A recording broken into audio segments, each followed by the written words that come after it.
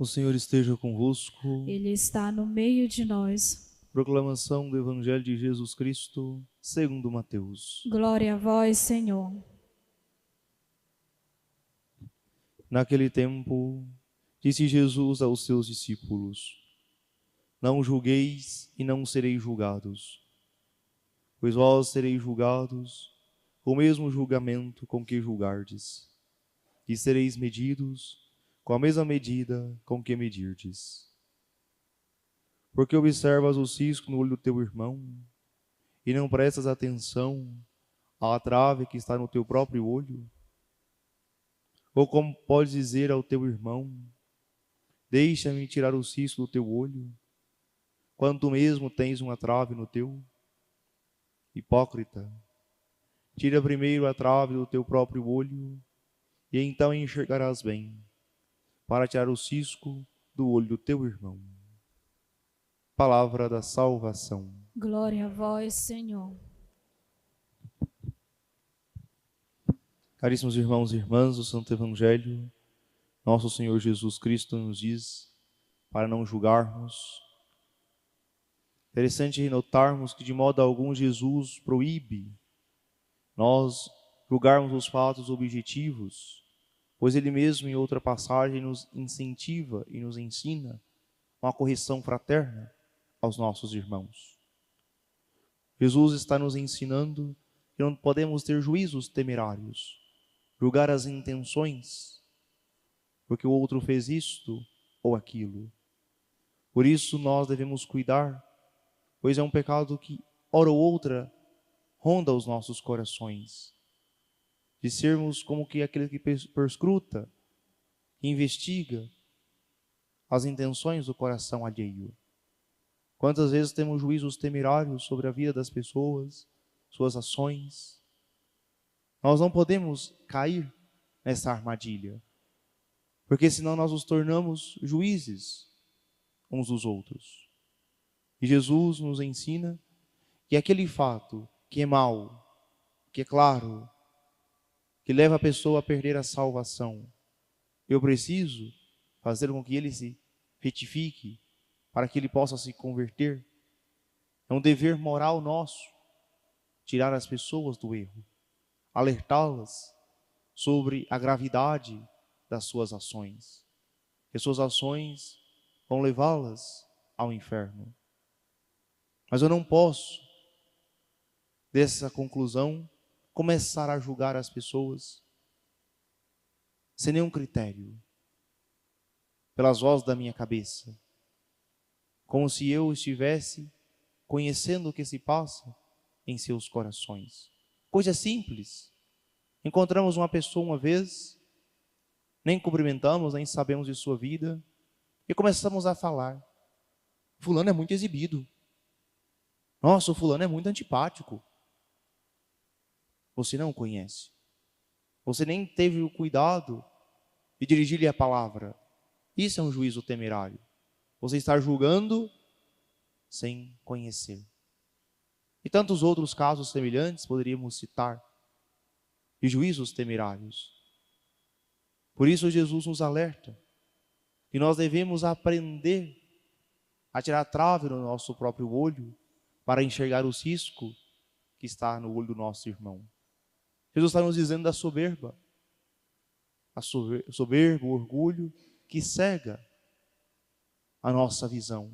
Nós não conseguimos enxergar a outra pessoa como ela é. Mas eu consigo enxergar somente a imagem que eu criei daquela pessoa. Não é aquela pessoa que Deus a vê com qualidades e defeitos, mas é a lente que eu coloquei para olhar essa pessoa que só vê defeitos, que só vê vícios e manias. Nos perguntemos: como que está o nosso olhar em relação às pessoas? Um olhar claro, límpido? Ou é um olhar cheio de soberba, de orgulho, que somente enxerga os defeitos e, sobretudo, não está disposto a corrigir essa pessoa? Pois a correção fraterna é algo importante em nossa vida. Mas para que isso aconteça é necessária humildade e autocrítica. Reconhecer e só os necessitados da misericórdia de Deus para nos convertermos. E a autocrítica para reconhecer nossas ações e dizer: eu preciso do empenho necessário para mudá-las. Para mudar as atitudes que são contrárias à vontade de Deus. Uma palavra, que nós possamos deixar o orgulho e a soberba de lado e colocar um olhar de fé, um olhar sobrenatural, que enxerga as pessoas tal como elas são, com qualidades e defeitos a ser corrigidos. E se encontro defeito no meu irmão, é um motivo a mais que eu tenho para rezar, para que ele possa se redimir e abandonar esse defeito. Não é ocasião de críticas, de difamações, de calúnias. Porque algo importante que Jesus nos ensina é que todas as pessoas têm direito ao bom nome.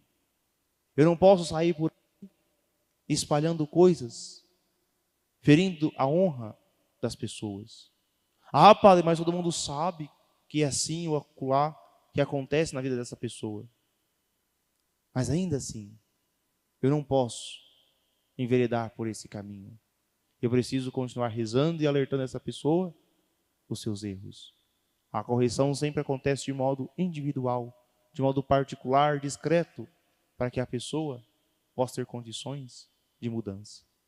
Se nós gastássemos energia em rezar e em corrigir fraternalmente as pessoas, teríamos muito mais êxito do que nós ficarmos julgando de modo temerário e, sobretudo, falando desta ou daquela situação.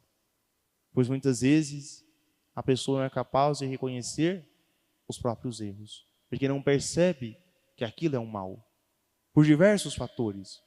Porque não teve uma sólida formação dos pais, não teve uma boa catequese, porque ela não se deu conta que aquilo te prejudica. Ou seja, precisamos considerar vários fatores que levam as pessoas a cometer os erros e empenhar ao máximo para retirá-las dali. Por isso Jesus insiste conosco em tirar a trave do nosso olho, que nos impede de ver tantos outros fatores com que as pessoas muitas vezes estão imersas em situações de pecado. Qual é a nossa missão?